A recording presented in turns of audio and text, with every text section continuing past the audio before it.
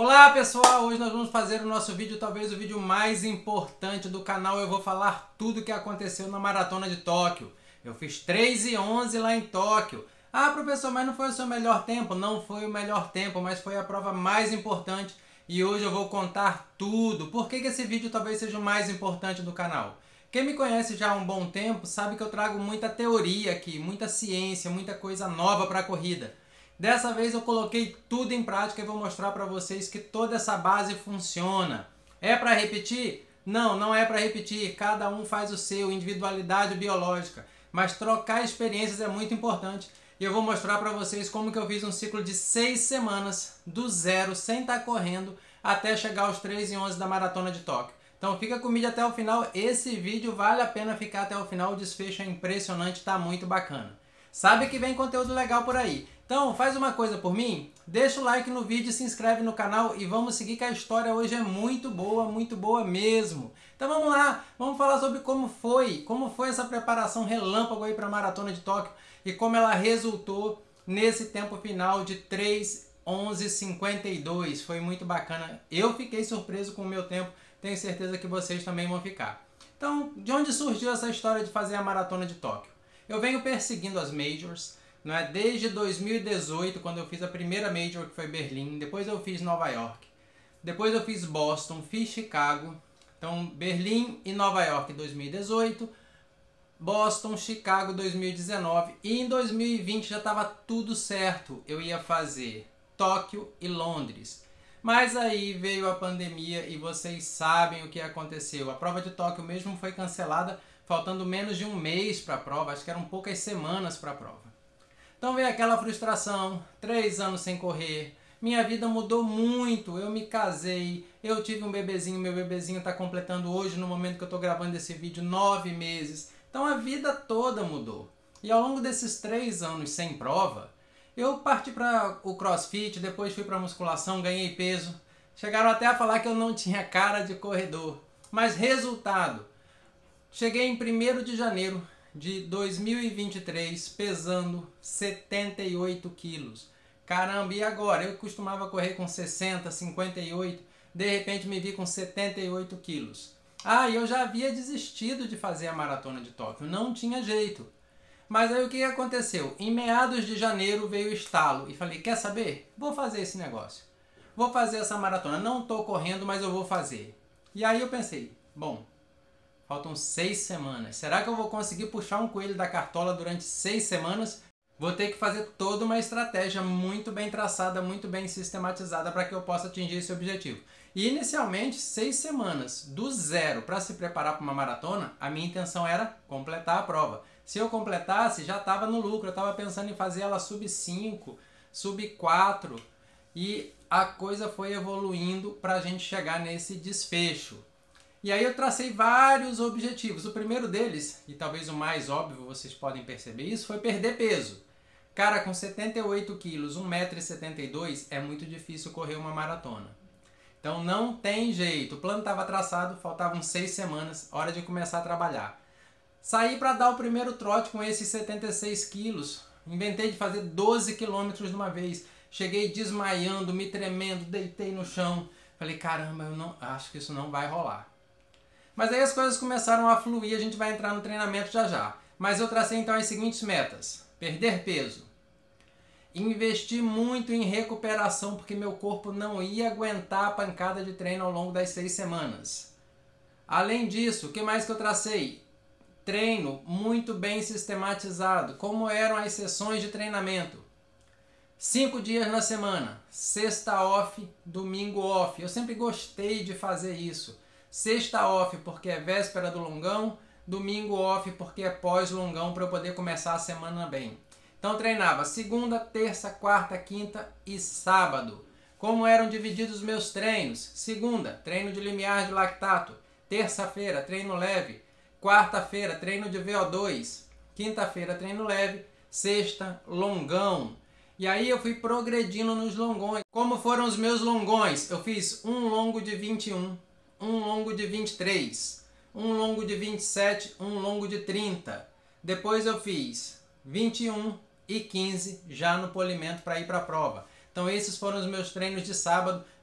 Tá tudo aqui anotadinho, olha, eu tinha um caderno, eu anotava nesse caderno vocês podem ver que tem aqui o peso que eu tava, o pace que eu fazia cada longão, o tempo, quanto tava o meu VO2. Meu VO2 saiu lá de 46, 47 para poder chegar a 56 na véspera da prova. Então foi uma evolução semana a semana. Isso acompanhado do quê? Da minha perda de peso. Então foi uma evolução semana após semana. E aí treinava então limiar de lactato na segunda, treino de VO2 na quarta. E aí eu fazia o quê? 2 treinos de qualidade por semana mais o longão. Recomendo fazer isso sempre? Não, mas eu não tinha tempo. Eram 6 semanas para entrar em forma. E o volume, professor, que foi feito? Eu comecei a primeira semana com em torno de 46 quilômetros.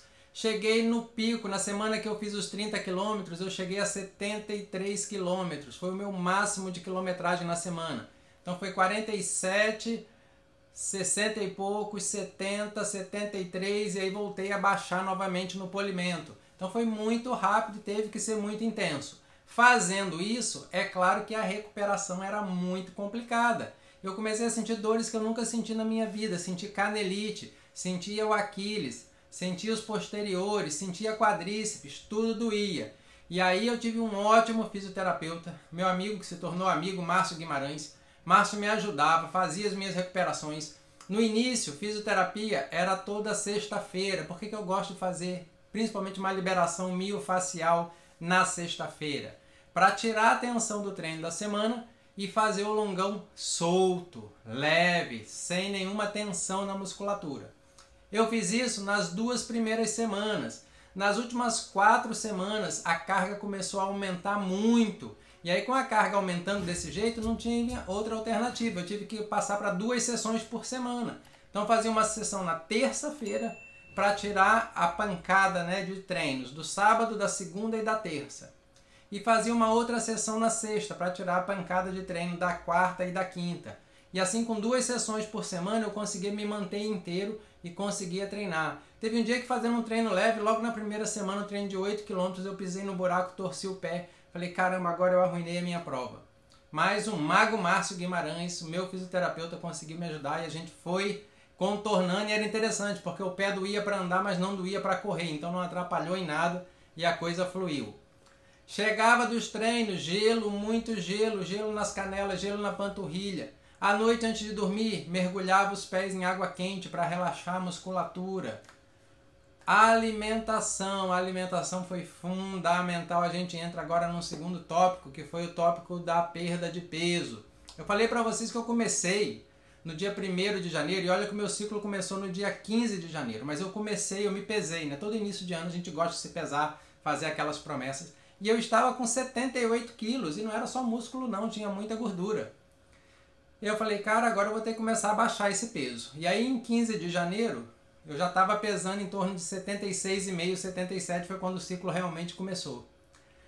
Fui baixando semana após semana. Não é fácil comer pouquinho, limitar o consumo de proteínas para perder massa magra. Mas a cada semana eu observava que com o baixar do peso, o pace ia melhorando. Então eu conseguia correr cada vez no início com menos dificuldade, do meio para frente cada vez mais confortável, de acordo com que o peso baixava. E o meu peso baixou até que ele chegou a 65 quilos para a prova. Então eu saí de 78 para 65, foram 13 quilos a menos nesse ciclo de 6 semanas. Muita água, muito líquido. Professor, suplementação teve? Teve. Teve muita glutamina, 5 gramas de glutamina por dia, porque eu não podia ficar doente. 15 dias antes da prova, em casa todo mundo adoeceu, minha esposa, meu filho, minha sogra, estava todo mundo doente. Mas glutamina me segurou. O que mais? Vitamina D, 7.000 UIs de vitamina D todo dia. 1 grama de vitamina C a partir das últimas 2 semanas. Óleo de peixe, multivitamínico. Whey protein após os treinos. As vitaminas tomadas 6 horas depois do treino, porque eu defendo que essa bomba de vitaminas ela pode matar os seus ganhos durante o treino. Então não recomendo, porque são muito antioxidantes e você precisa do estresse oxidativo dos radicais livres formados durante o treino para que seu corpo se adapte e você possa evoluir. Então, basicamente, a suplementação foi isso. Whey protein logo após o treino com a glutamina e todas essas vitaminas. Vitamina D, vitamina C, multivitamínico e ômega 3 após 6 horas após o treino. E também tinha aquela fórmula antifadiga que eu passei para vocês, com ácido málico, a Q10 e a carnitina. Então tudo isso era o meu combo de suplementação que me deu suporte para chegar até a prova. Então eu já falei da fisioterapia, iniciou uma vez por semana, 2 vezes por semana. Falei dessa perda de peso, né? E aí eu voltei a ter aquele meu prazer de tomar o meu açaí na sexta-feira à tarde, o meu jantar de massas na sexta-noite para fazer bem o meu longão no outro dia.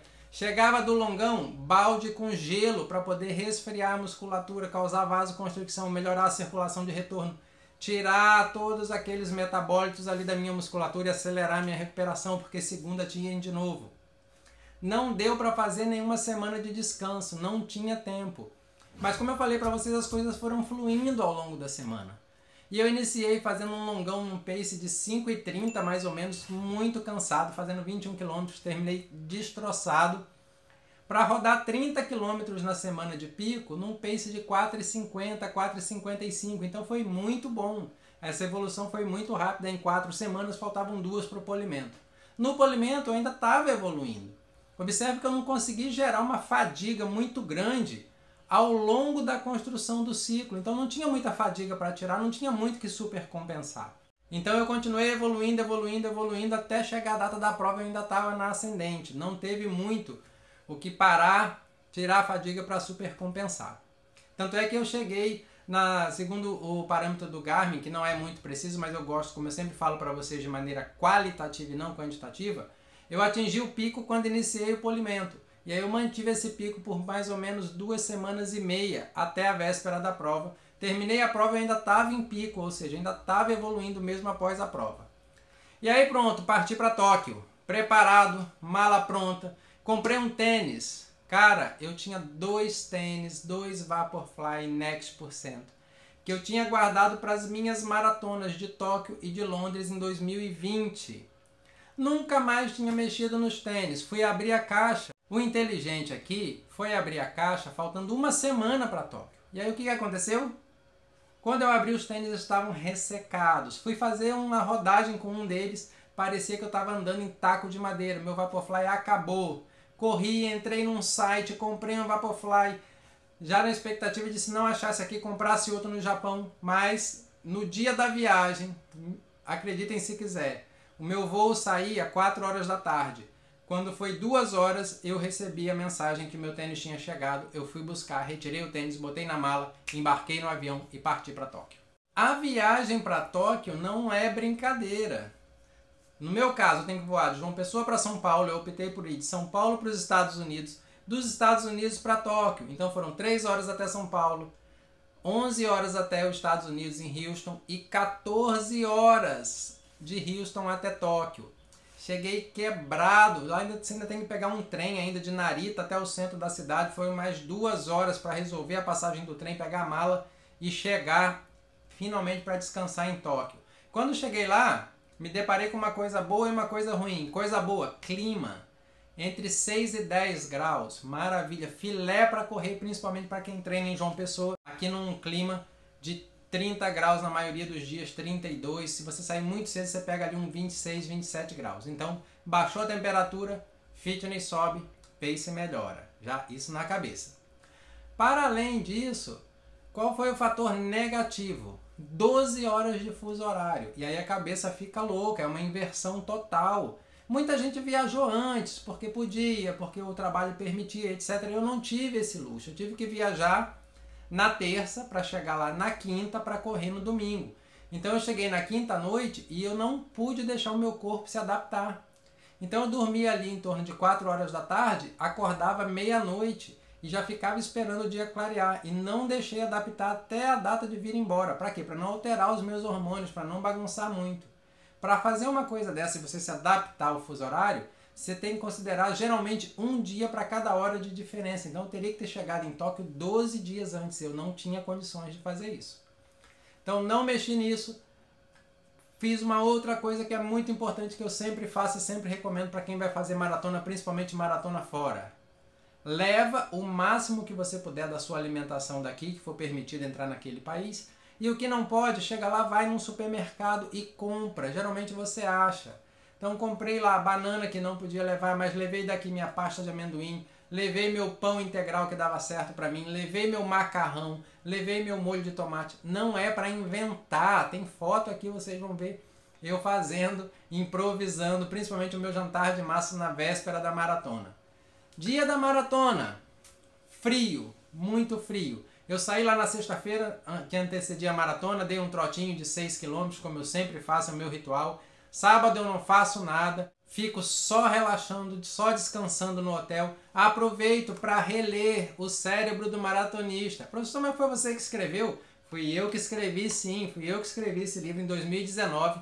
Mas antes de cada prova, eu gosto de ler o conteúdo do meu livro, porque tem muita dica bacana, muito reforço, muito condicionamento mental, principalmente na véspera da prova. Quem já leu o livro sabe, deixa ele na cabeceira. Eu aposto com vocês que a galera lê antes de cada uma das provas. É um livro pequeno e vale a pena, faz toda a diferença no dia seguinte. E aí chegou o grande dia. Café da manhã, o mesmo diante dos longões, vamos embora para a prova.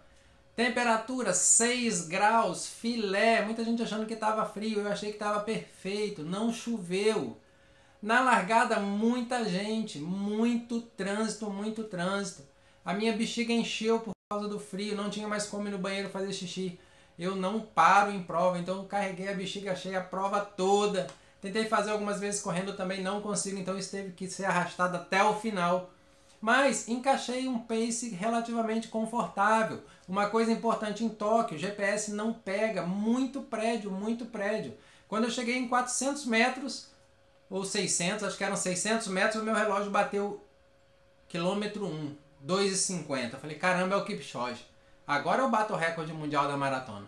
E que nada, não estava correndo nada, estava um trânsito, muita gente. Você se esforçando para não trombar em ninguém. E aí quando eu vi lá na frente apareceu a placa de 1 km. Eu observei que tinha placa a cada quilômetro. Comecei a marcar a distância da minha prova pelos quilômetros e não pelo GPS, porque ali estava perdido. Do mesmo jeito que eu oscilava para 3,30, ia para 5,30. E aí como é que eu fiz? Usei minha experiência, minha percepção de esforço e minha frequência cardíaca. Eu estava correndo com a fita. Então geralmente a minha frequência cardíaca de maratona, que eu fazia os sub-3, nos meus tempos áureos de corrida, eu mantinha ali uma frequência cardíaca 166, 164, ficava sempre nessa faixa, 164, 166, 164, 166. E aí o que eu fiz? Para entrar numa zona de segurança, porque eu tinha medo de nem terminar a prova, pelo ciclo curto ainda que eu tinha feito, eu mantive a minha frequência cardíaca em 155, 160, 155, 160. Isso me garantiu ficar rodando ali num pace em torno de 4,30, que era 20 segundos abaixo do pace do meu melhor longão dos 30 km. E aí terminei a prova bem. Se vocês olharem os splits estão aqui. Cada 5 km bem redondinho, na casa de 22 minutos. Não teve quebradeira, teve até direito a sprint final. Fechei a prova. Cara, muito feliz. 3 horas, 11 minutos, com apenas 6 semanas de ciclo. Foi um mega desafio, um mega aprendizado e foi, com certeza, a prova mais importante da minha vida. Gente, a ideia de gravar esse vídeo, de falar de Tóquio, de falar de como foi a maratona de Tóquio, na verdade foi um mundo, é muito difícil sintetizar tudo num vídeo só, mas também não gostaria que ficasse maçante para vocês. Mas foi para trocar a experiência, para mostrar que a gente consegue aplicar na prática todos os conhecimentos que são ensinados aqui no canal. Então, se você gosta, se você aprende muito com o canal, não perca tempo não. Dá o like no vídeo, se inscreve no canal, ajuda o canal a crescer, porque você se beneficia, o canal se beneficia e todos nós ganhamos, tá bom?